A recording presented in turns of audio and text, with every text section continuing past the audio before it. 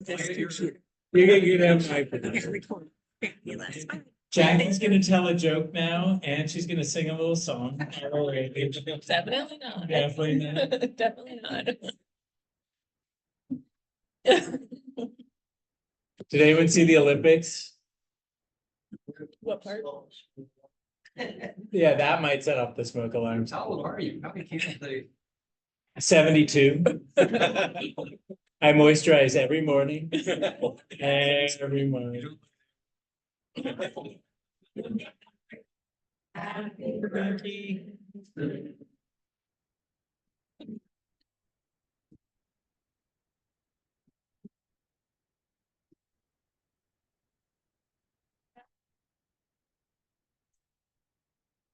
You gotta make a big. Thank you. That is very sweet. This is, you're gonna have, after you make a wish, just make your wish. Okay. Don't spit on it. I'm gonna do this. Ah! I don't want to spit on it. I didn't want to spit on it. COVID's going around again. It's not fair to get it out. Oh, I can count up to This is, 60. this is for you. Okay. That is very sweet. Everyone is. That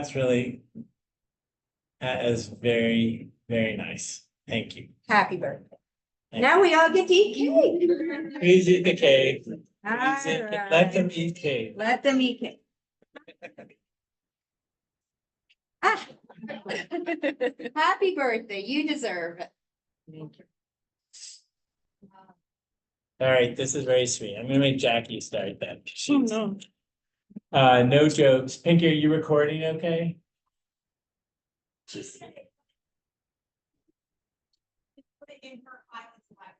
I mean, sorry, what was that? I got it. Oh, did you already start it? I did. Okay, we're gonna move it here so we can see you guys. Let's hit these down. So I think, I feel like we're running a city council meeting up here. This table is very city council. Doesn't it feel like this?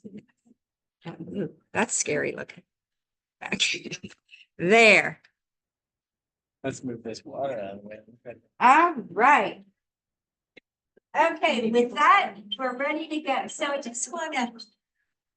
I don't really think any introductions are necessary, but I do wanna say how blessed we are in Cincinnati to have such fine doctors. I mean, we are very, very, very lucky, and I never forget that for 1 minute. And they take excellent, there's Dr. Janecek, Dr. Neel take excellent care of our ALS family. So thank you both for giving up tonight to be with us and to answer our questions. And this is a great time to ask questions. You guys are always welcome to take questions of any kind. So, and how do you want to do it? Do you want to talk first and then take questions? I was gonna talk about a couple things first, if I could. Yes, you can. And just so a couple updates. You all saw the news, and ALS United worked with us about the money that came in to the ALS clinic. And for those of you who don't know, you know, we got a very large donation that's helped us, and we created endowed funds that are paying for a dietitian. So Jonah has joined the clinic. And so if you need a dietitian, you just have to ask. And not everyone even knows what a dietitian does, but because our patients have such a higher need for protein and calories, we really, I'm gonna stand because I hate sitting. Becky, you stay, you've been on your feet all day. Can you see me? No, just joking. All right, I'm gonna sit. But Jonah, the dietitian, is awesome. She's been seeing people since May, and she has been helping people. She does phone consultations, so she can talk to you by phone. You don't have to see her in person, but if you want to do something by video, you can talk to her by video, but you don't have to go in and see her. And she really helps people figure out plans for diet, for, you know, higher proteins, different consistencies of food. She's also been helping us with tube feeds. She has been an amazing asset to the clinic, and she's so proactive. So please, if you need her help, you just have to say the word and she will call you. and she'll set something up to be with you. And she really is lovely. And thank you for that, because she's our speaker for November.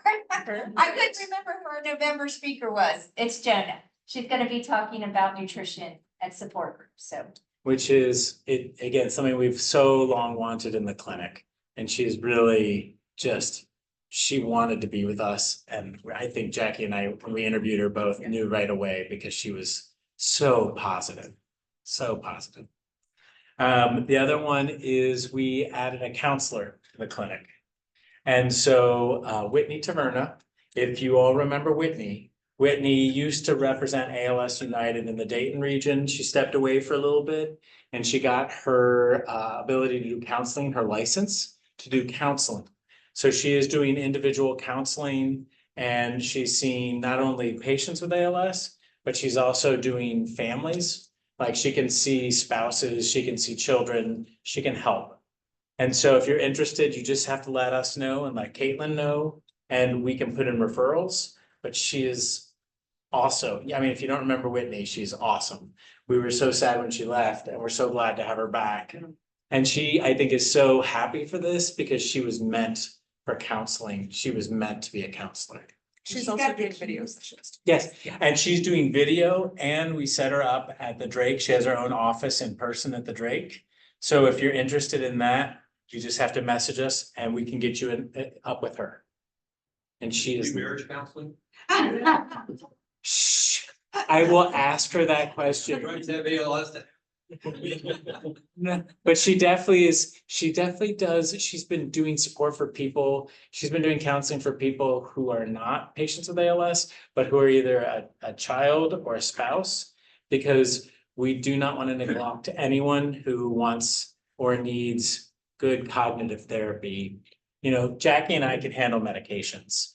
We're okay with medications, but we don't always get the time to do talk therapy. And sometimes just being able to process things out loud and talk about them and verbalize them with another human being is so key to like getting to the next phase. And she is such a godsend. So. But that is the two big announcements. Jackie and I are working on furniture for the clinic space at Drake. So it'll be as nice as G and I, because we are tired of the furniture at Drake. Is it gonna be as nice as Whitney's office? It's gonna be I don't think nicer. in Whitney's office. It's gonna be nicer because we finally are gonna have furniture that is seat appropriate. Rather than low chairs, we're gonna have higher chairs that patients can get in and out of much easier. And that's just the first, and it's all gonna match as opposed to the hodgepodge we have now. So we're very excited about it. And we'll actually have a sign on the door. So That's a big step. it's a big step. We are starting to have a loan closet up at Drake. So that if there's specific things that we need to leave in the closet, we can ask our partners at ALS United, we can ask Tracy or Melinda or Pinky. And we can put it in the closet, and then if you're in there for a visit, we can give it to you. But Pinky will make sure that I do the right paperwork so that I don't screw up anything. Can I say something real quick? Yeah.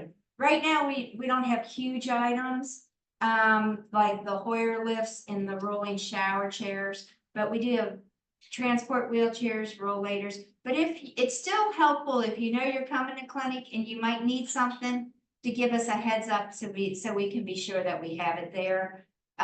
We're gonna try to keep it stocked, but sometimes it's pick it low. So if you know you need something equipment wise when you're coming to clinic, just give us a holler and we'll make sure we bring it with us to clinic. Which is awesome. I mean, again, just in the last year, such huge changes. So this is a big deal for us, truly. On the research front, I think all the Healy arms are closed right now because they've enrolled enough people. So right now Healy is kind of in a holding pattern. Dr. Janecek and I are working on a couple of things that are not related to the Healy, which are very exciting, and hopefully we'll be able to bring them. One that is a little bit more, I'm not going to say morose, but important to talk about, is in the past I've had patients ask about brain and spinal cord donation for science. And we are working on that with the pathology department so that we can do that at the time of death for patients who want to donate, not just for regular, but for ALS specific research. So that is almost done, actually. I have one more meeting with the social workers on Thursday. So that will be something really good, but that's part of the research that's moving forward as well. So really some great things coming. That is kind of the update on the clinics. I would say that's the big stuff. Not a lot has changed with symptomatic patient care. You guys saw Dr. Schreger here, gosh, 3 months ago? I think it was 3 months ago, and he's still doing great. He's still putting in our feeding tubes for us and doing well. If he can't do it, one of his partners will do it for us. So I feel like we're doing well there. For radiation and for saliva for radiation, we have people at Westchester and at Barrett Center, which is great. When the hospice calls me and they ask me about CPT codes, I don't know those, but I have calls in for those things to make sure that they're good. But if there's a service we're not providing, we love feedback. And if you need help, you tell us. And if it's something we can provide, we're gonna work towards it. Okay? Massage, they actually do have massage up at Westchester. David, at your place. Yeah, actually, they added it at GNI too. Got a play. Sam, they're doing it at GNI now. That's fantastic. They used to only do it at Westchester. They got an order with and everything, Wednesday through Friday. That's fantastic. That's another good movement. They're getting there. Like, I think we're getting into a much better place. So. All right, that's kind of the updates from the clinical side and from the clinic and research. Dr. Quinlan is actually, his IRB was approved on a research protocol for breathing in neuromuscular diseases and ALS. So you might get a call from Dr. Quinlan. If you don't remember Dr. Quinlan, he was our boss and our mentor. He is emeritus, meaning he's retired, but he has an ongoing study on breathing function and appropriate breathing long-term for patients with ALS and neuromuscular disease. And that just got approved through all the institutional programs. All right. That's kind of, those are the big 500-foot view things. Jackie, updates on your side of things. Do you want to talk about anything exciting on research? Honestly, like what you said is what's going on right now with research. So no big changes at this point. I will, without disclosing anything, Jackie and I are under a non-disclosure agreement, which we can't talk about, but it's, Just remember to be safe though. but there's actually, there's a lot of good stuff coming. A lot of good stuff coming. Some exciting stuff that we can't talk about yet. Yeah, exciting stuff we can't talk about yet, but if it pans out, it will be very exciting. So. Having done this for 20 years, I get excited and I like being excited. So. All right, should we open up to questions and just talk about, yes, David. Someone had to start, and I had to read John. Where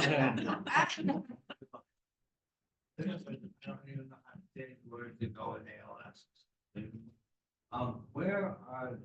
Where is development of a cure or at least something to stop the progression? I mean, they're outside the non-disclosure. We're essentially, we're not there yet. And that's what all of the research is trying to do at this point. And most of the drugs that are being trialed, of course, we would love a cure, but I think a lot of them are trying to just slow progression at this point, instead of a full out cure. But we're unfortunately not there yet. Yeah, I think we still are working on what causes ALS. And we know that there are some genetic things associated with ALS. We know that there are certain things we see that are associated with ALS. We still don't actually know exactly what causes it. So it's so different than cancer, where we're like, oh, this protein is off, and so these cells just keep dividing. We're not quite there yet. we're getting like the science in the last, since the ice bucket challenge has exploded in the last decade, but we're still not there yet. And another hard part is that everybody's ALS is different and we don't know why one person's is different than another. And I think that's part of things too. In oncology, they were really able to come up with medications once they were able to like detail why this person's cancer was different than this person's cancer. And then they were able to kind of individualize it, let's say. So we don't have that information yet about ALS. But we will, like, we're getting better. When I started my education, there was one genetic cause for ALS. Now we're at 34. So the explosion in science just in 20 years is amazing. Can I ask you to, when they ask a question to? Oh, to repeat it? Yes, thank you. The question was about the etiology of ALS, what causes ALS? And are we working on something moving that way to cure it? We have things to slow it down, but we don't have anything, even tofersen, which is a genetic treatment.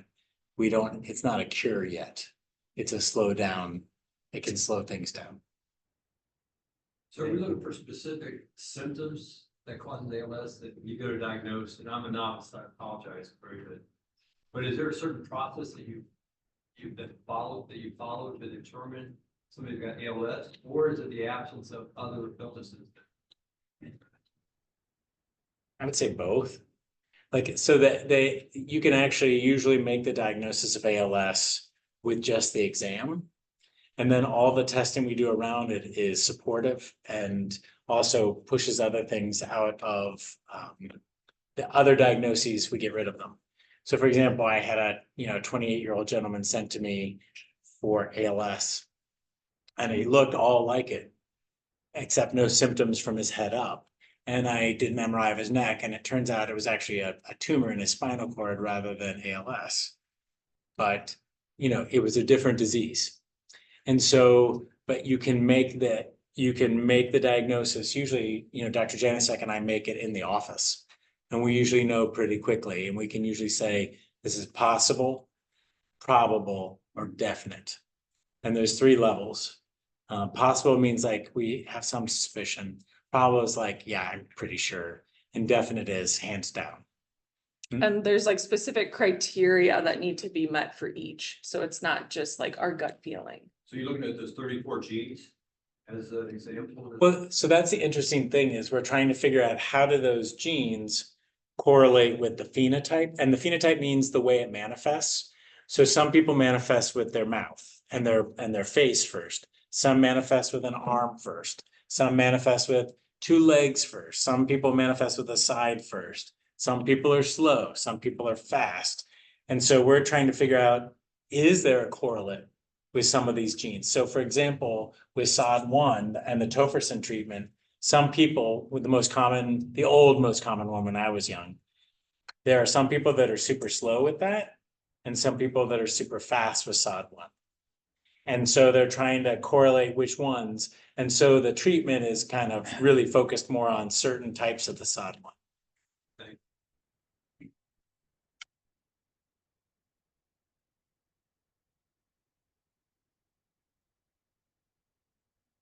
Question about the feeding tube. Yeah. Can you just use like over-the-counter protein shakes through the tube as long as it is flowable and? Oh yeah, the question is, can you use over-the-counter protein shakes and things like that to put in the peg tube, in the feeding tube? The answer is yes. Yeah, you can. And any kind of, liquid you can put through it. Most of our medications you can crush as well and put through it. There's specific ones you can't. But yes, you can use over-the-counter protein shakes to increase the protein. And Jonah can help too if we're having problems trying to figure out how to increase the protein. And some of the tube feeds, like the over-the-counter ones like Boost and Ensure, oftentimes insurance won't pay for them, but we can usually get insurance to pay for the other varietals. So if cost becomes an issue, it's usually better to use one of the formulas that are covered under the prescription plans. And that's also where Jonah's very helpful because she knows like the difference between, you know, this one versus this one. So like brands have very specific differences in their formulas. And some are, you know, more protein or, you know, less glucose or. Yeah, so like if you have carbs diabetes, you need or a different one. plant-based, things like that. And she knows those specifics. Some are soy-based, some are whey-based, all the different proteins and which ones are the right ones for you. Debbie, Yeah, hi. So, I shared with everyone before you all got here about our family history. So, I feel calls all the time from family members, and it looks like perhaps person number 8 is in the middle of being diagnosed right now. So I get the phone call. So she's had an EMG. It was not conclusive. Part of it, Dr. Novak didn't like, and part of it he said it's probably it. So now they're like trying to decide, should she get the C9 test since that's what her mother had and throughout the family. So they call me and ask, what should I do? And so I never tell people what to do. I just try to give them the pros and the cons of doing it. If she was in your office, would you recommend that she get tested? I was surprised that what happened when she went to the doctor was, well, you could get this test or not. I'm trying to push her to get tested. Yeah. I've thought for years she hasn't. And now she's getting a physical symptoms to go along with it, but I also don't want to like step over my family. she, Repeat the question. oh yeah, oh, sorry, we forgot to repeat the last couple of questions. So the question is about someone who is, kind of on the verge of ALS, but not with a definite diagnosis. Should they go ahead and get the genetic testing? And I mean, I guess for me, it would depend on the exam. If I've examined her and I'm pretty sure, then I usually would do the testing, but that's me. Because there are experimental treatments that are popping up for the C9orf72, like the Biogen study is still ongoing, the Dial study is still ongoing. There's a lot of stuff out there. So typically I say that once symptoms start, then go and get testing. If you have no symptoms yet, then it's a little more controversial as to if you want to get testing or not. But once you're actually starting to be symptomatic, I recommend testing on those people. How long does it take that test? So we usually quote 6 weeks, but it usually comes back sooner than that. I will look. We just did one and it took 3 weeks. It usually takes about 4 weeks. I'm used to 4 weeks. Sometimes you just have to bug me a little bit. Can I say something real quick? Yeah.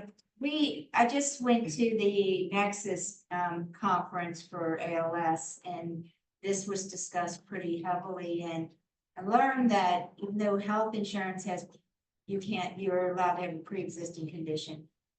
With life insurance, long-term care insurance and disability insurance, if you want to purchase it, they can deny you. And they can deny you even if you weren't even genetically tested, but had a close relative and they posted their results. There is no protection right now for you on these insurances. The only one who has protection right now, your actual health insurance. So if you were going to go buy long-term care insurance, life insurance, or disability insurance, you could actually be denied based on a close relative who's posted their genetics. It's free game.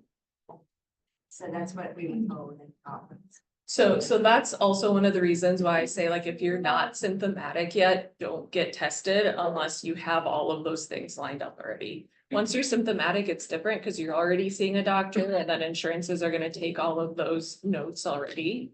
But if you're not symptomatic and haven't, actually gone through things, get all of that before you go. I was just shocked that they could take a relative, They- not even the person. They theoretically shouldn't because even with C9orf, it's a 50%. And there's it's a roll of a dice. It's not or a flip of a quarter. And if one person in the family has it, it doesn't mean that anyone else has it. So that should not be painful. It shouldn't be, but there's no regulation like there is on health insurance. That's So awful. they're fighting for that. That's one of the things that we're going to Congress or, That's one of the things that are on our list to fight for. That should But it's 100%. very scary. I think very, very scary. Indeed, are you saying that genetic testing has been done? Or if the genetic testing has been shared? Like what they. I don't know. I don't know. I'm not exactly sure. They were saying that some of these, like, where you can just mail in and pay for genetics. Then if you say it can be open, then anyone can look at it. So if it's looked at and then they show who, I don't know much about this, so I just know that it was a big topic and they were saying that some people have been denied, not based on their own genetic test, but because of a close relative. I think she might be talking about like 23 and Yeah. those types of testing. Testing. Cause That's the exactly- ones we do for free, the Invitae testing, those are private, Yeah. part of the chart. This is, those are the ones you mail, that are just, You can even do it on your dog.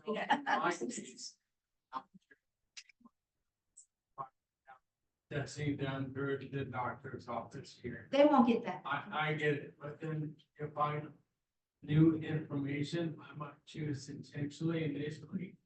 Following your line of thinking to not tell my kids and say, get your life insurance checked up, Yeah, some. hypothetically. Yeah. Sir, what is the youngest age-wise you diagnosed with ALS? Can you repeat the question? So Ron was asking, what is the youngest person that we've diagnosed with ALS? Mine is 23. I don't know, Jackie, what yours is yet. Not that young yet. I do have a family friend who had a daughter diagnosed at 13. There's a very rare form of adolescent ALS, which is incredibly rare. Children's Hospital just did a great grand rounds on it, what, 4 months ago? So, very rare. It's very different than what we thought when I was in training. It was the age group is 40 to 60, and it doesn't happen after the age of 60, and it shouldn't happen before the age of 40, and we know that's all shenanigans. That's not correct. Yeah. So breathing's compromised and you get a BiPAP machine. What is the purpose of the BiPAP and what is the goal of that? So Can you repeat the question? Oh, I'm yeah, so so- sorry. So picky. the question is, what is the goal of a BiPAP machine once you get one? And so we usually use the term AVAPs or IVAPs. It's slightly different than an actual BiPAP machine, but you can think of it the same way.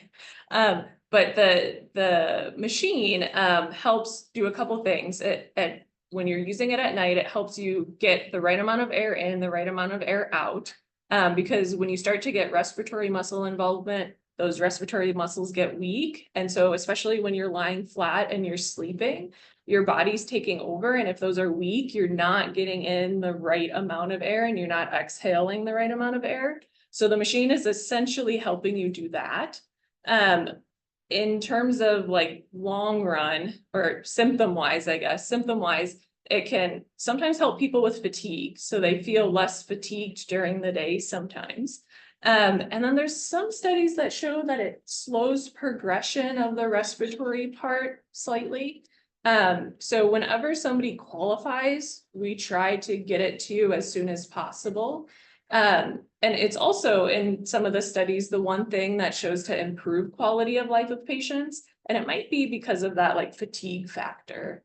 Again, not everybody has the improvement in fatigue with it, but certain patients definitely do. So the hard part of the question is how to get them to do it. She's not willing to do it. But so they're not intuitive and they're not like, nobody's used to having a mask on their face at nighttime. And most of the time we want to do it at nighttime. Yeah. Because at nighttime, when you go into REM sleep, people forget about this, but in REM sleep, your body's paralyzed, which is a good thing because you don't want to be enacting your dreams. Because that your REM is your dream state. And so you want your body paralyzed so you're not out there moving around. And so when that happens, all the muscles in your, not only do you decrease the muscles in your chest while moving, all the muscles in your throat, which are already getting softer as we age.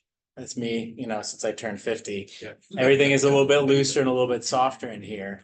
And so when I go into REM sleep, everything collapses down too. And so that the machine really is just pushing a little air in there to keep the airways open. think of it as like just allowing the airways to stay open enough so carbon dioxide, the bad stuff gets out and the oxygen gets in.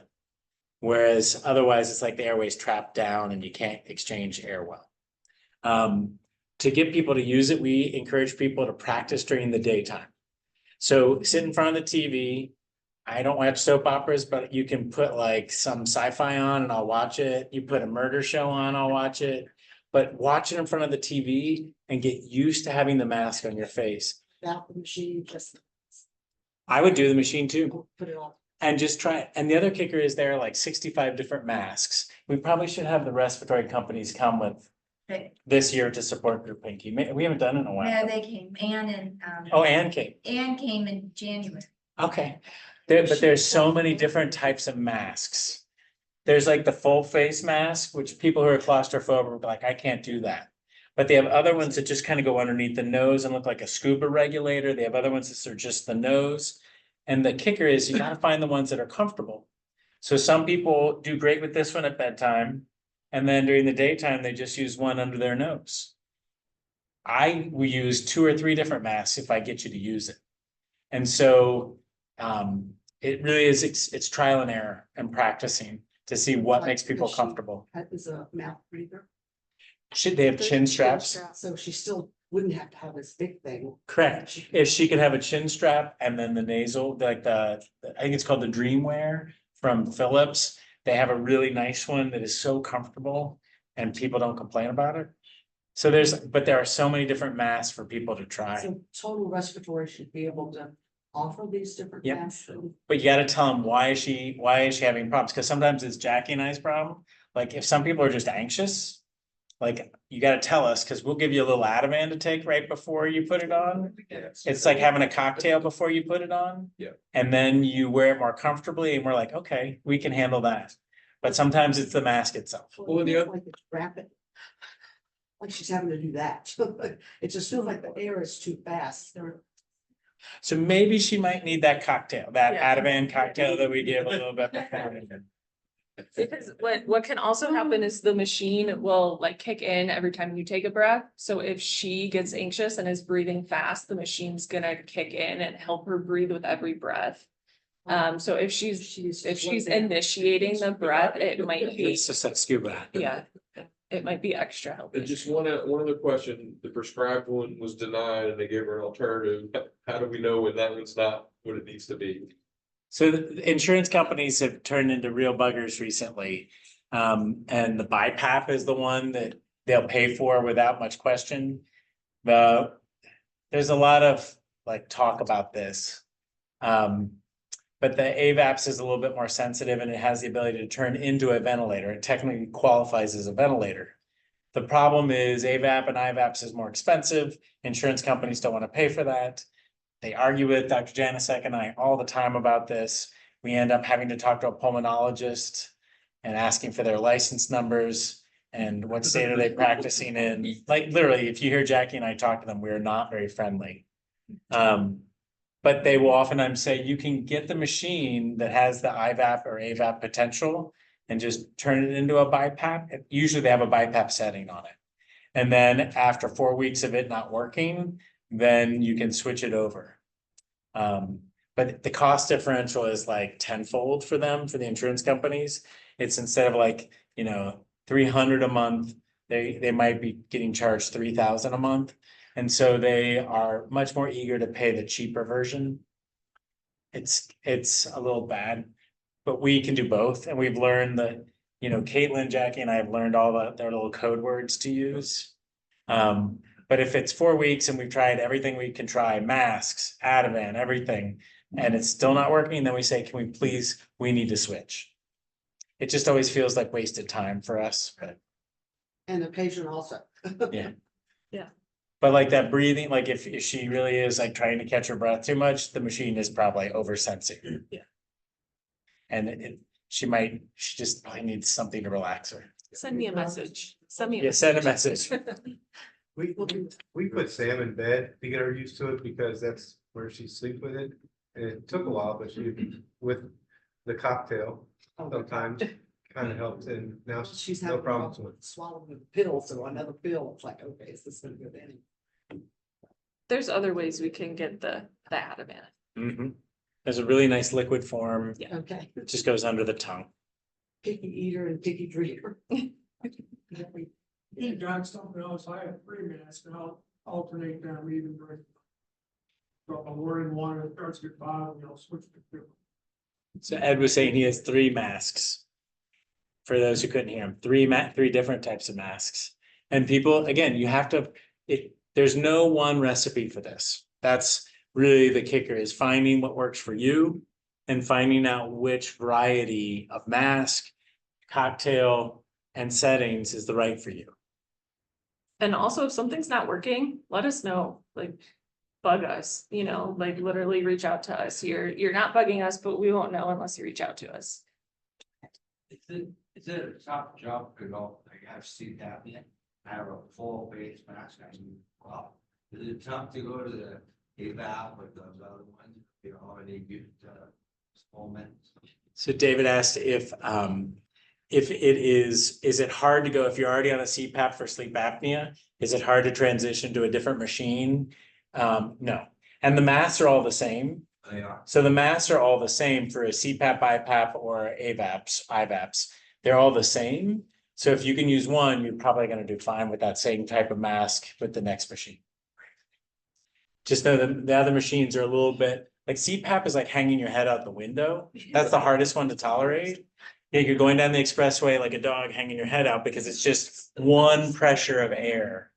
And yeah, the BiPAP is 2 pressures, and then the IVAPs gives you a whole range and sensitivity. Yeah. Since it progresses differently, how do you know when something is slowing progression? Repeat that. The question is, since everybody progresses differently, how do you know if something is actually slowing the progression of the disease? That is a valid question, which is one of the questions that a lot of people ask about the drugs that are FDA approved, because you never really know that they don't make you feel better. So how do you know they're doing anything? And then they might slow the disease down on an order of 2 to 3 months. And you can't really tell that you're taking it except by the side effects. So for a lot of people say, I'm not going to take those drugs. Now, for the breathing stuff, quality of life is a real marker. And for the feeding tube, those 2 in my mind are the 2 that you can see quality of life differences. And I know it slows down the disease progression. So in my mind, those 2 are the ones that I prioritize. Thank you. Barb? What's the incidence of FTD? Yes. The question is, what is the incidence of FTD and ALS? FTD is frontotemporal dementia. You want it? You can take it. Okay. Jackie and I have been doing this for a while. We actually have, if I haven't told you guys how much I love having Dr. Janecek around, it is the best thing on earth. It's probably about 1/3 of people. And everyone gets tied up on the word dementia because they think of dementia and they think of Alzheimer's. And they think of, I lost my keys. I can't remember my family members' names. I can't remember this. And memory is just one part of cognition. There's so many other important things that we all take for granted on a day-to-day basis. Like me planning my whole day and getting here in a timely fashion so I wasn't late. Like, how did I plan? I knew this morning I had to pack my lunch. I knew I had to put this in my car. I had to do this. I packed 2 extra protein bars just in case I didn't get dinner. Like I knew, and that's called executive function. And that's one of those things that can be affected. And we see that different ways. We see lack of planning. We see lack of being able to get places or getting lost. For some people, it's even lack of advocacy for themselves, meaning some people can't, like there's a problem that's going on for a while and they can't advocate for themselves in order to address it. We used to joke about it, it's like the man syndrome, that it's like, men don't complain enough until it's too late, until their arm is falling off. And I like to think that it's not necessarily a male thing, it's an executive function thing. And anyone can have it. That's one.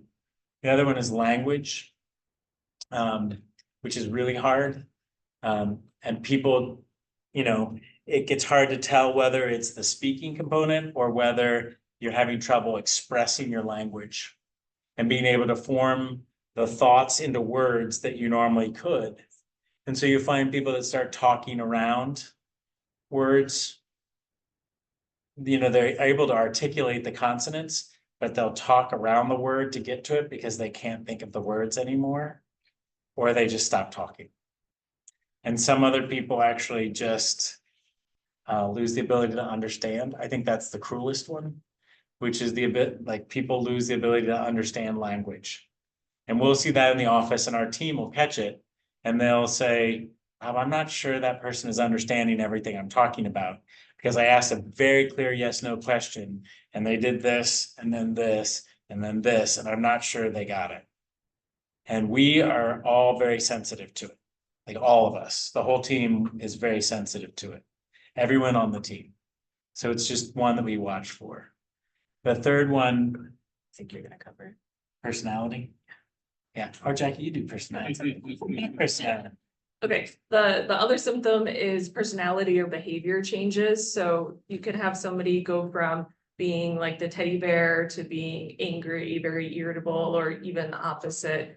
Somebody who's been kind of grumpy, angry, irritable their whole life, and then become very sweet and friendly. And so personality changes is something that we don't always think of as being a dementia symptom, but it can be. However, depression itself can also cause behavior personality changes. So the two can sometimes get mixed together. But for the behavioral part in the dementia, sometimes you'll also see like what we think of like OCD type things. So people like only wanting to eat certain foods or the same foods over and over. Do you have other examples? I'm trying to think. Yeah, I have someone who Pinky's got a ton. But they become very rigid about things like I have someone who will not take medications unless they're near emergency personnel, because they are afraid of any new medication causing a problem. So they usually bring the medication to the office and try it with us in the office. And that will work. And we have an EpiPen just in case. So. When does it matter? At any point is the hard part. At any point.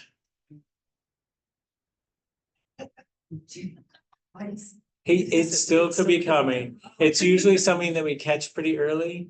And I will usually, the team is incredibly, like when we sit and talk as a team, you know, when speech, PT, OT, social work, ALS United, when we're all together, we talk about it.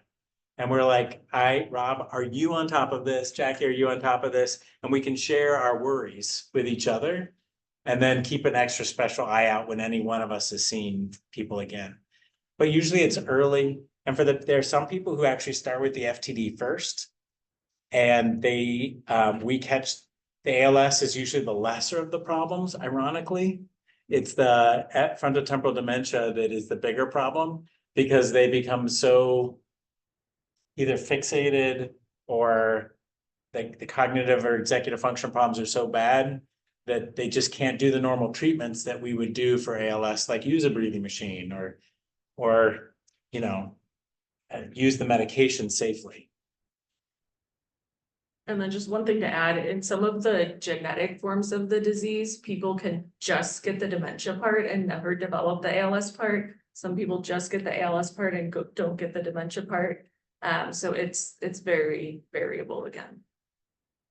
You see any correlation with the FTD, ALS, and those with pseudobulbar effect? The emotional, the piece you mentioned made me wonder that. So John was asking about FTD and pseudobulbar affect. Pseudobulbar affect, for those who don't know what it is the easy laughing, easy crying. It's like it's basically your emotional expression is dysregulated. So imagine like having the brakes off on your smiling, the brakes off on your crying. So something might be funny, but you normally would only laugh for 10 seconds about it, or you might chuckle a little bit. Something's funny and you laugh for a minute and a half, and it cuts off your breathing and your ability to talk and swallow. But it can come in different degrees. Same with the crying. Chachi, are you? But it.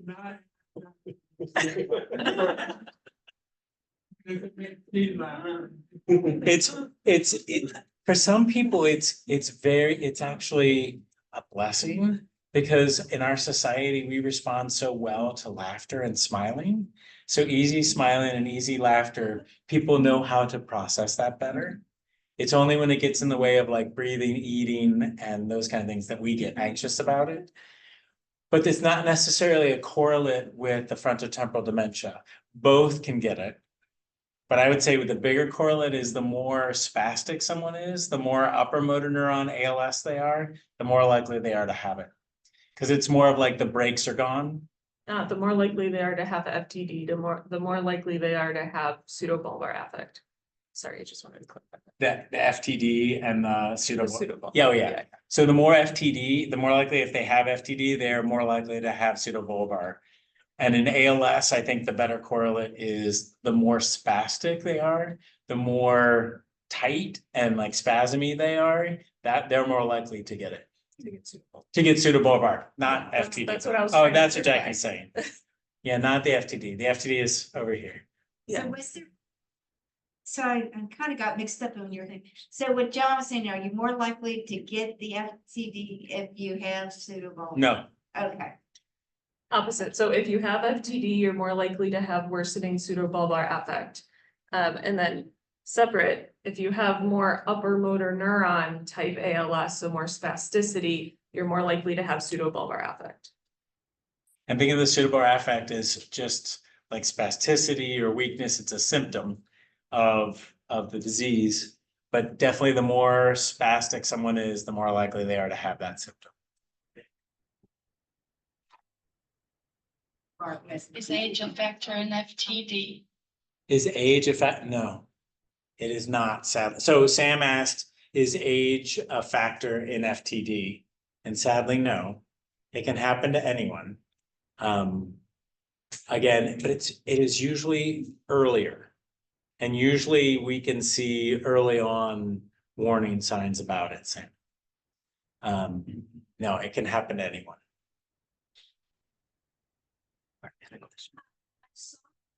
It would be okay for cannabis. I saw that people with ALS automatically are able to get a medical card. Is that for people who have the spasticity, or under what circumstances? Any type of I'm ALS. sorry. Oh, sorry. We were asking about, whether medical marijuana and what are the kind of things you need to have with ALS to qualify for it. All you need are the words or the letters ALS. It doesn't matter which type it is. The marijuana has been shown to be effective for appetite and giving a little bit more appetite. It's good for spasticity for the people who really get the cramps and spasms. It's also been really good for people who can't sleep or people with anxiety. So we've if I could write the drug, I would write the drug all the time. Luckily, in the state of Ohio, we just went recreational. You don't even need a card anymore. You can go to the store and just say, hey, I need help with spasms. I need help with, and I personally love to learn the different brands and things like that, because it helps me tell people what to do and where to go to.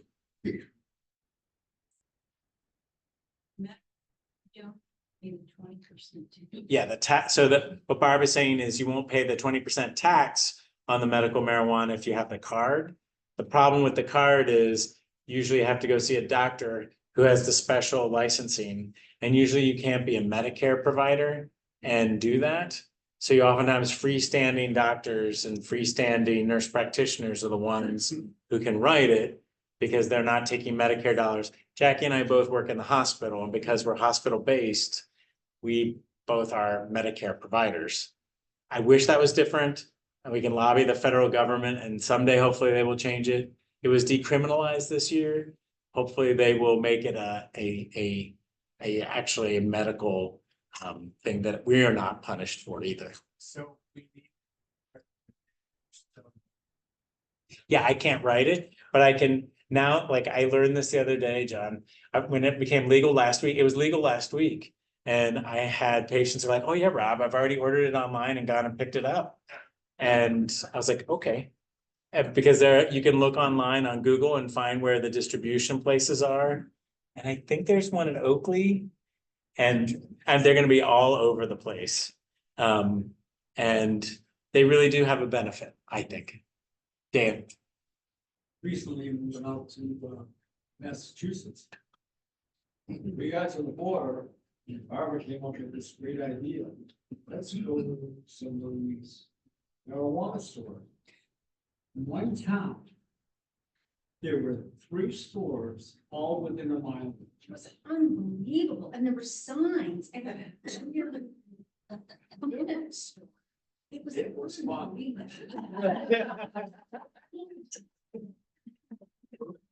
Each store is a little bit different and they have different, like they usually market to different people and they usually, I will tell you the places that have a good, they have someone who knows what they're talking about.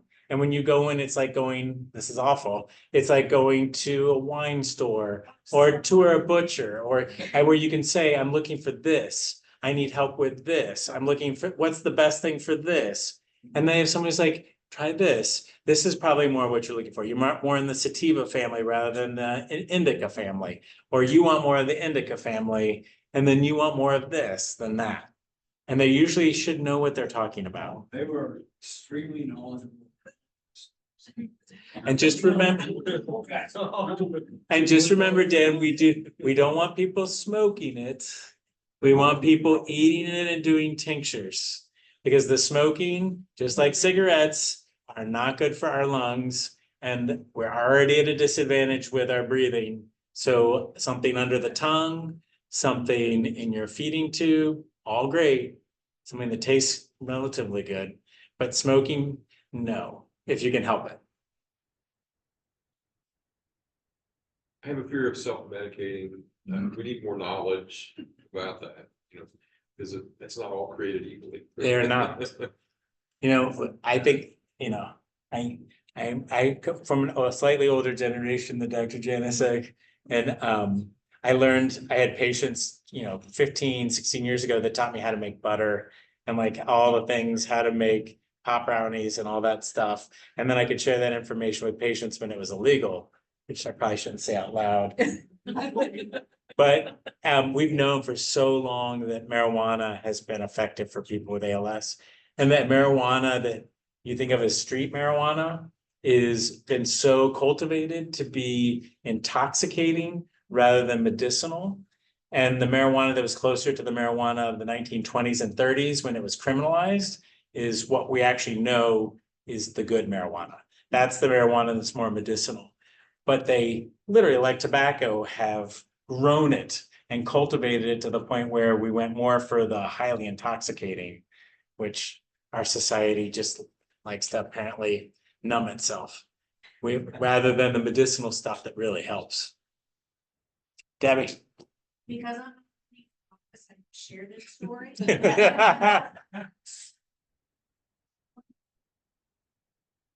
Brownie for and sat one time with me last week. He had a fourth of it in an hour. I was like face down.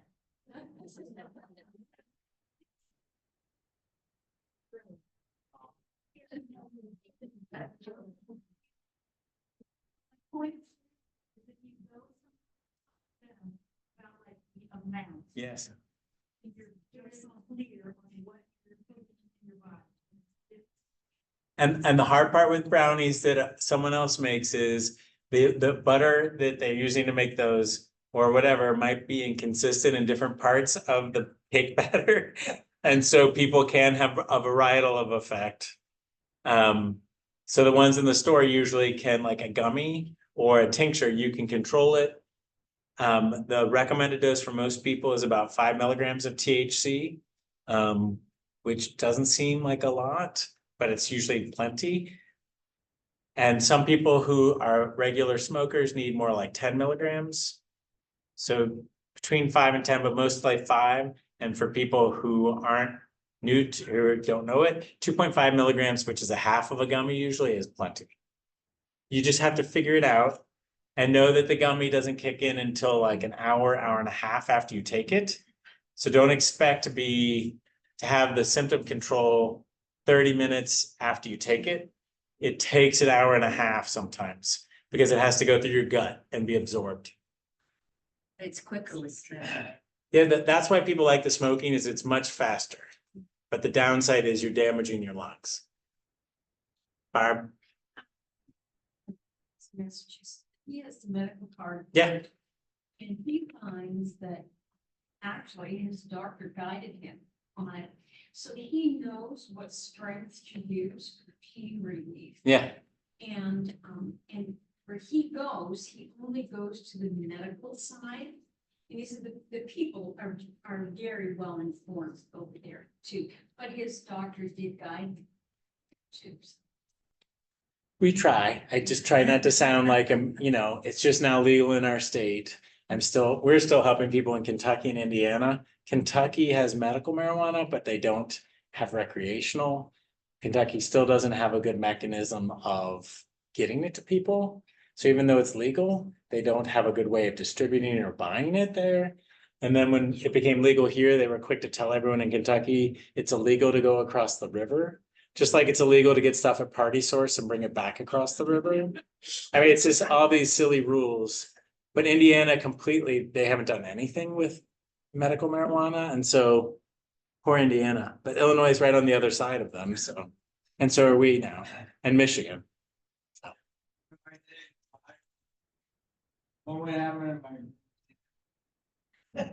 You might be extra sleepy. If you just took 5.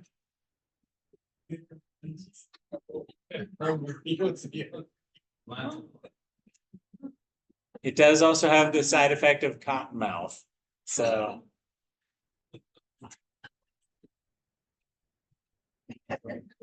It can help people who have a lot of spit. Jim, people who have a lot of spit, they do like that. You could, try it on the weekend and see what happens. It's not, if it made you too, but I always recommend do halves. Don't go straight, like from 5 to 10, try 7.5 and see what that does.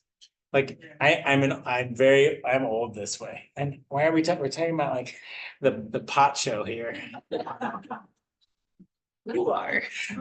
Sorry. We go to Massachusetts a lot, so I'm very familiar with Massachusetts' laws and their rules. And I'm very grateful that it's now finally happened in Ohio. Well, we can change the subjects from the saliva part. I know Sam reached out to you. The benefits and the pros and cons of radiation. Yeah. So the question is, talking about saliva, there are different ways to manage saliva. Some are medications, and then there are treatments that we can do. And why don't we talk about all 3? And then we can kind of tell you pros and cons of all 3, because there really are 3 ways that we can treat, if that's okay.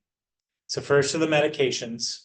The medications are all a family of drugs we call anticholinergics. And that class of drugs works really well to dry your mouth out. That's the atropine drops we use, or Robenol, which is glycopyrrolate, hyoscyamin, or amitriptyline, or scopolamine. Any of those are very anticholinergic, which means they will dry you out. The downside of most of those drugs, except the Robenol, is they can make you feel sleepy and kind of woozy. So like scopolamine, which is a motion sickness drug, that can make people feel really just kind of sleepy. So there's that downside of it. Robenol doesn't cross the blood-brain barrier, so it doesn't do that.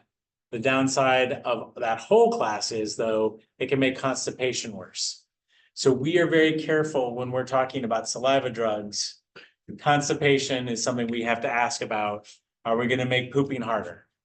because it makes your gut stop moving as well. That whole class of drugs makes your gut slow down. So that's one class. Another one is Botox. Some people will do Botox, not like getting rid of your wrinkles Botox, but they'll do Botox in the glands of your face and your mouth. And it can work actually really nicely. The downside is though, you have to do it every 3 months. And they have to experiment with the dose and how much you need to do it. So the first dose might not be enough, and then they have to increase the dose. Or they might do too much. The other downsides is sometimes if they accidentally have a little Botox escape the area where it is, and it gets into one of the muscles that you were using, it'll weaken the muscle. So for example, the parotid gland is right here, right by your masseter, which is your chewing muscles. So if they accidentally miss and get in the muscle instead, you can weaken the muscles. The other downside is it only lasts 3 months, and you got to do it every 3 months. So that's Botox. The third is radiation. Everyone thinks of radiation just for cancer, but you can use radiation to scar down any tissue in the body. And so what you're going to do with radiation is they do focal beam radiation to just the glands in your face. They can do one parotid gland, and then they can do submandibular glands. And it's focal beam, so you're not getting like whole body radiation or anything like that. They make a mask for you to protect the rest of you. So just that one little area gets it. The upside is you don't need medication. It's permanent. And that can be the downside too for some people is it's permanent. And they're like, you made me too dry, Rob. And now I need help with dry mouth instead. So it's a little bit, I haven't had that as much with the dry mouth, but I've definitely seen it in my time. I usually get you did the one side and it wasn't enough, Rob. I needed to do the other side too. And so then we do both sides. And if we get dry mouth, there are fixes for that too. But The drops turn her saliva very thick, yeah, and I think, we stopped because it was just too hot. yeah, So she had mentioned, we just got back from Alaska and she did a patch. yeah. And I think that had a lot to do with it, with the saliva as well. But I feel that she would like to try the radiation. Like that. And usually what we do is Dr. Janecek or I will send a referral to the radiation oncologist. We have a team at Westchester and we have a team at Barrett Center at UC. And they're both trained in the protocol and they both do it for us. And they're both lovely. But you would go and see them, get the consultation. They have to do their magic calculations because every person is different. And there's a lot of science and physics behind their calculations. But they usually will make you a mask at that time to cover the rest of your face so nothing else gets radiated. And then you would go in 3 days in a row, and they usually do boom, boom, boom for 3 days. When I first started practicing, people used to have sunburn in that spot. But I would say in the last couple of years, their magic is so good now that I haven't seen the sunburn even. If anyone wanted to share their experiences who's had radiation or just had it last week or anything like that, anyone can tell us if they feel like it. So Mary? We. Don't know where he's going. And I don't think.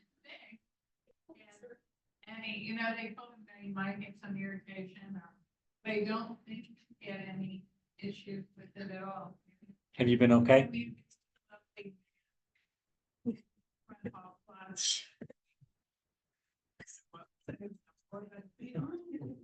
Hold on to him. But anyway, it's pretty, quick speed.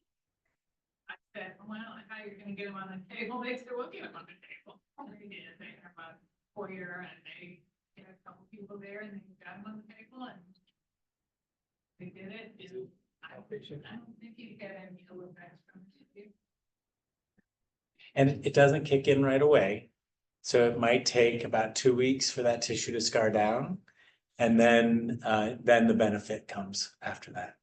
So she's still eating a little bit.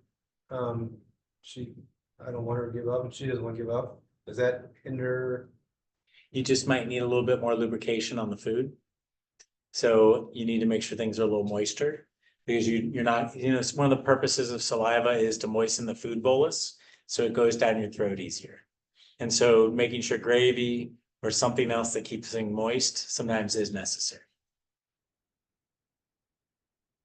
So the procedure, you're an outpatient, Total outpatient. there's no anesthesia or anything, just go in there and they zap you. Then they zap you. And they're super sweet. Pointing up here, pointing up here, how are they deciding? Where to go? We usually tell them to start here with the product glands because they're the easiest and closest.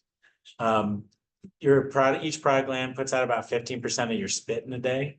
So if they get one, you're taking about 15% out. If you get two, you're taking about 30% out. And then we go down here when that's not enough. So it's kind of like a sequential. So they just do one side first, then they go. So it could be a 4-step process. Yeah, I have begged them to do two at the same time, and they have done it from time to time for me. And I'm like, I really need both products at the same time. Could you do it? They're not always in love with that, but they have done it for me. Just for the simple fact that, with an ALS patient, it's tough to get them 2 places and start. So Mobility is hard for people with ALS. But I think it's wisest probably to do one side at a time, because what if one side does the job all right, and you're not dry, great. which would be great. I noticed with my sister-in-law, she's been biting her tongue a lot. She's almost even has a callus. Is this common? What can she do to help that? And you said, Oh, the question is that she's been biting her tongue a lot. And treatments are helpful things that we could do to help biting the tongue. So you can bite your tongue for various reasons. You could have spasms, which is causing you to bite your tongue, or spasms of your jaw or your tongue itself. Or it can be more so weakness that you're having and you're not able to really control kind of where your tongue's going. If it's spasms, a little bit easier because we have medicines that we can try to give to decrease spasms. If it's more so the weakness part, I don't know that I have a great thing to do for it. And she's eating and she's eating. Yeah, that might be a little bit harder. That sounds like more like incoordination. And it depends on where it is on the tongue. I've had patients who they will kind of file down the teeth a little bit, and it sounds bad, but it's not. Because, if you're not tearing meat, you don't need a lot of sharp teeth. Right.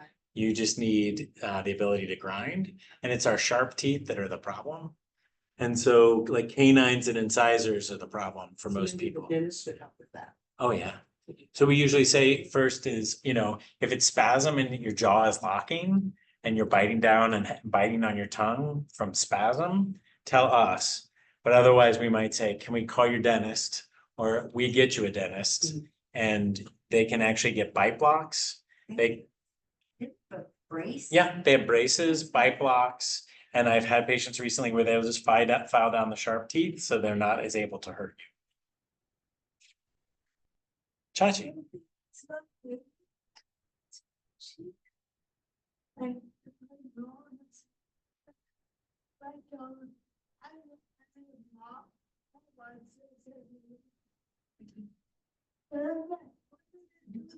It's just like, when I do it, it's all down on the teeth. And it looks good in that, that's something.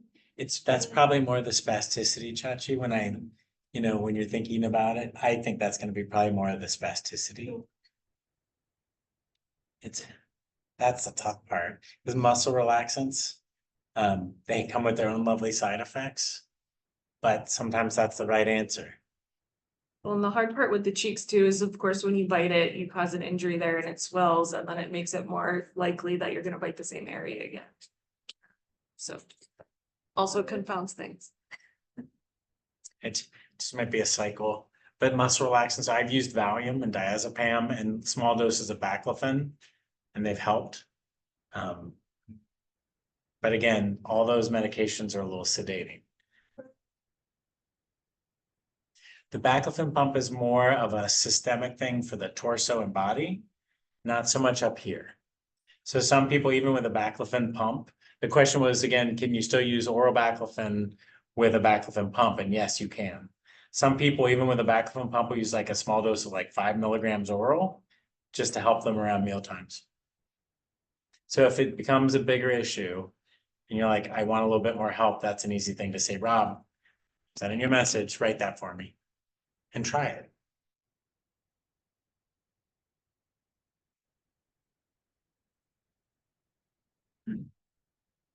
How are we doing on questions back there?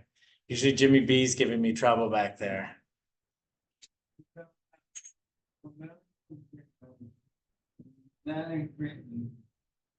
Why do those work for familial?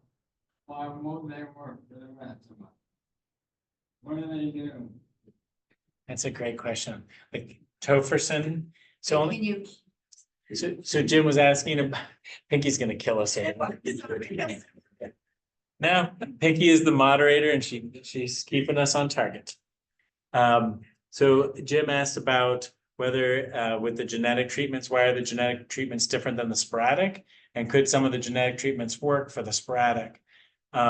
So the only genetic treatment that's out there right now, the SOD1 treatment, tofersen, that actually only 1% of sporadic ALS is SOD related.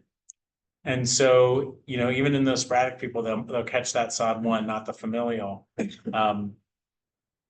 And it probably will work for those people. C9orf is when we have a good treatment for C9orf, the most common type of sporadic and familial. Those treatments I'm going to be excited about because those I think will probably be able to help both.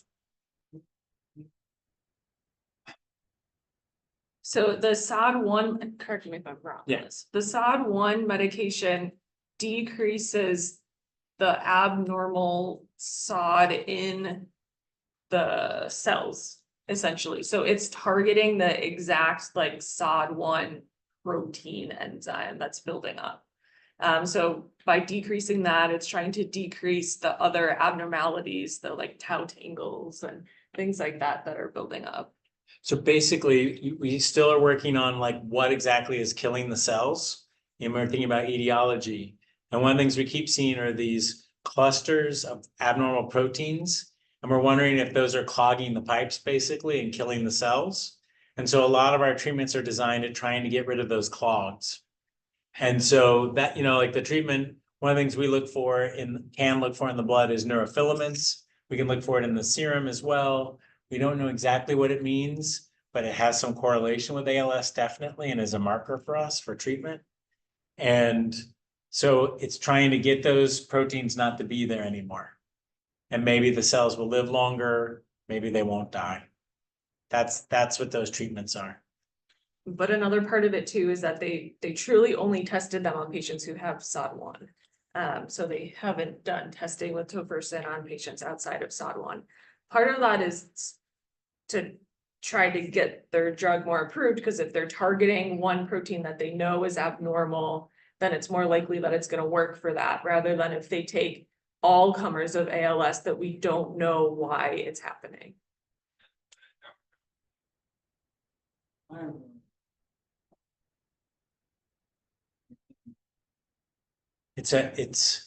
I think some of the research that Jackie and I talk about in private is there are some people who, you know, are very slow.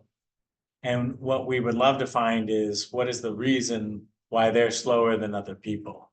What is the genetic protective mechanism that's there that makes them slower? That might actually be the secret, is what is the protective gene for those people that keeps them from, you know, progressing faster than other people with the same mutation or the same genetic cause, whether it's sporadic or familial. I think that might be an amazing frontier in research. Well, they said, you know, not to exercise, not to get tired, but then you hear these stories of Andrea and other young ladies, who are exercising and just, I mean, they're in 10 years. Yeah, I mean, and we're on year 2 and, it's, you know, it's crazy to see them 10 years and us 2 years. And, we passed them up like they were standing still. Yeah, that one's a harder one, Dan. Because the real question is about exercise and doing exercise in ALS. How come some people seem to be able to do much more than other people? And I don't have an answer for that yet. I hope that we'll figure that out genetically, like what is that thing that is softening it for them that makes it easier for them to tolerate? We do know that exercise in general is good, whether it's just stretching and keeping things moving or lightweight. But like the heavy weights, and some people are just, It just sucks because, I mean, she was one hell of an athlete. And, you know, I'm not taking any away from anything, but they just started when they had ALS. She was an athlete her whole damn life. So it just, that's the sucky part. You know, it's frustrating. I second the sucky part. Are there different treatments in Europe than there are here in ALS? Are there different treatments in Europe here, different treatments in Europe than in the US for ALS? They have different experiments definitely right now than we do. The Italians tend to be a little bit more gung-ho, and the Germans tend to be a little bit more cautious. So they, you know, they tend to experiment a little bit more than we do, probably. But they also tend to take a wider range of, so they actually have less medication to treat than we do. In the Asian markets, I think there are more treatments. Like, you know, ibudilast and I think that you can get that in India, I think. But I have never, and Japan too, I think, but I haven't been impressed with their data. So I don't feel like I'm missing anything from them. Jackie, what, I don't, same. Yeah, basically there's different research studies going on in Europe that we don't have here. But I don't know about the treatments they use outside of studies. Yeah, they're not, I don't know any other, like the FDA equivalent in Europe. I'm not sure, there aren't any other ones. In fact, they have less drugs than we do. Debbie.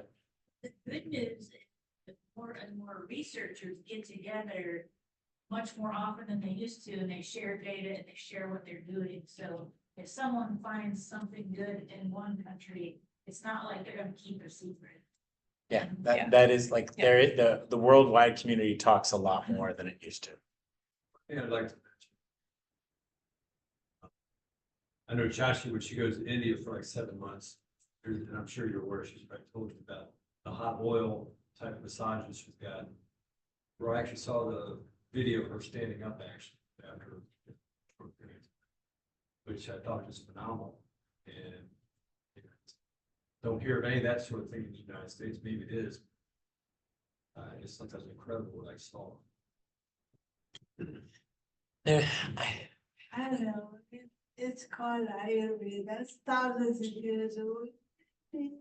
This whereby, and it's keep me going for sure. Yeah. So it works.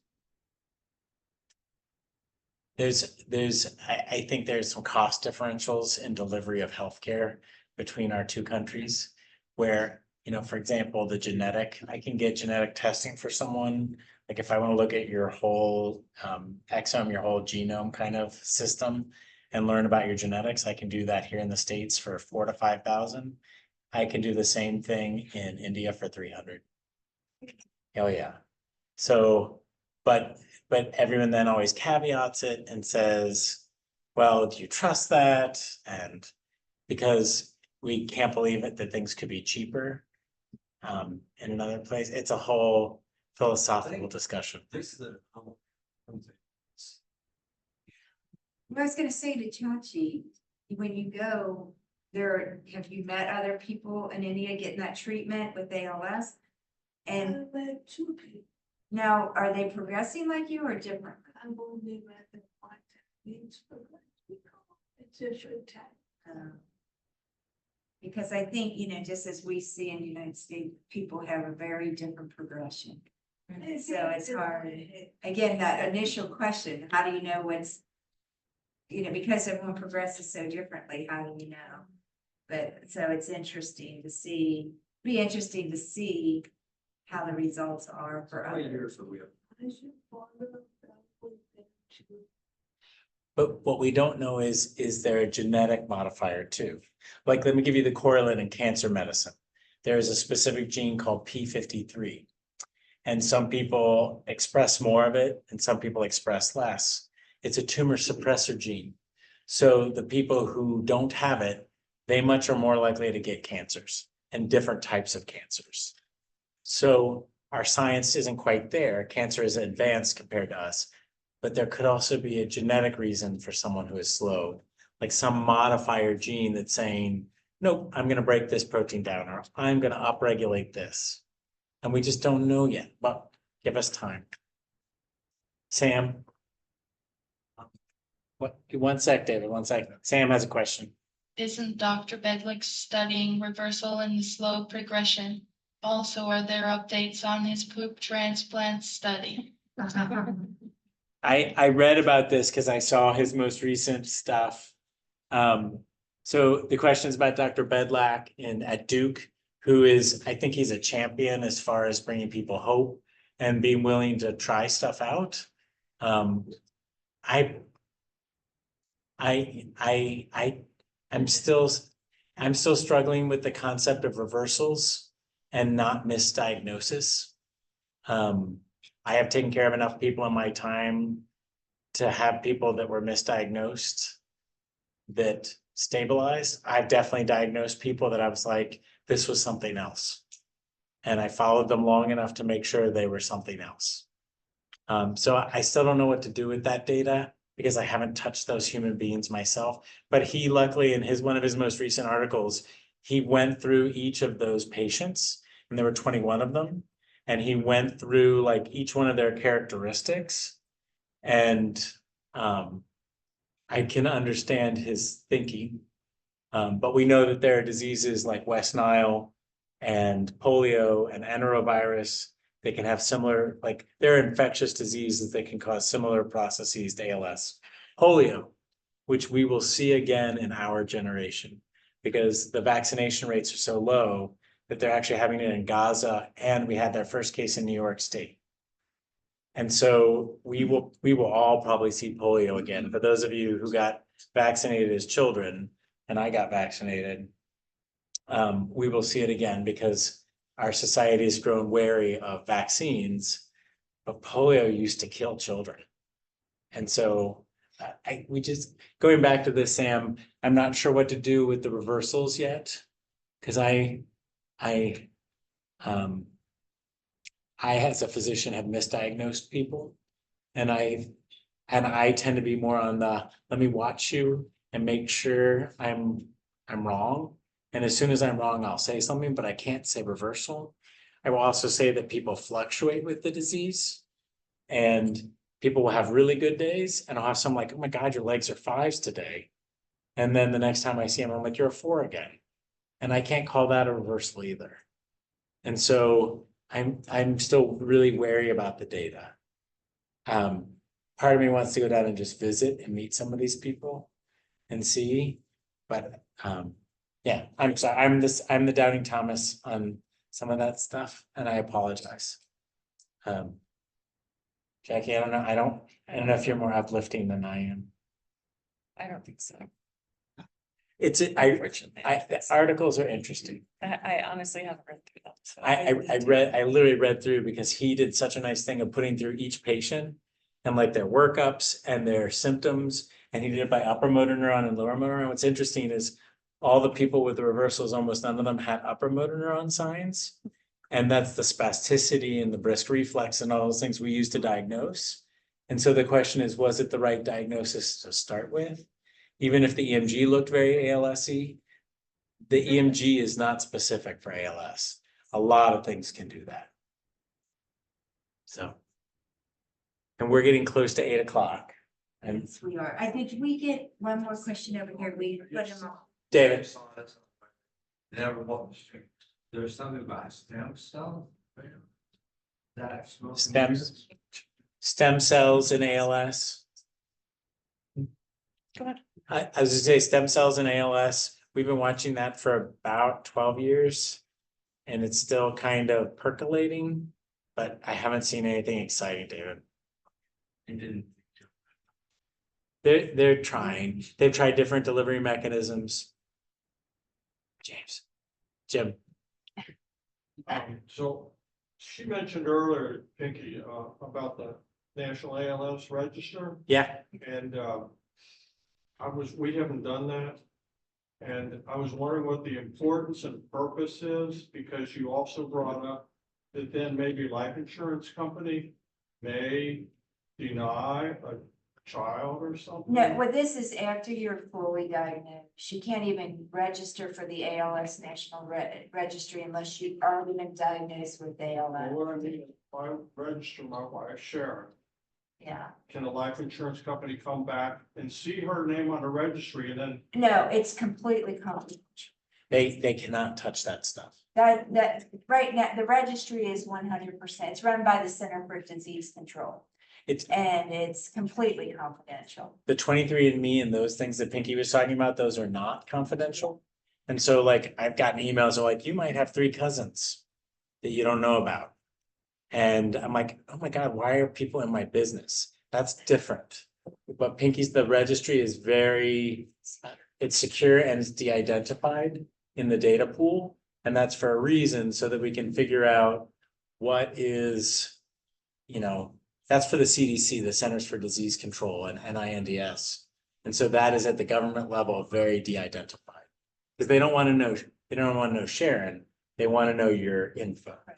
They're not interested in the individual, they want to know all the things around you, how you're raised, so they should never be able to touch Jamie, ever. However, they do connect to a bio registry that you can opt for.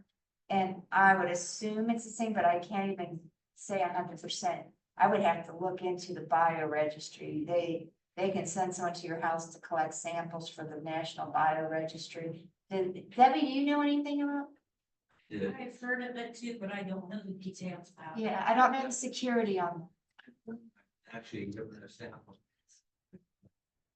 They come to your house, they look, and Yeah, I just don't know how, I would assume that's 100% confidential as well. I can't imagine that it's not, but that's one thing. But the actual taking the surveys, your data is secure. That. Well, I want to thank, we have reached 8 o'clock and just want to thank Dr. Neel and Dr. Janecek so very much for coming.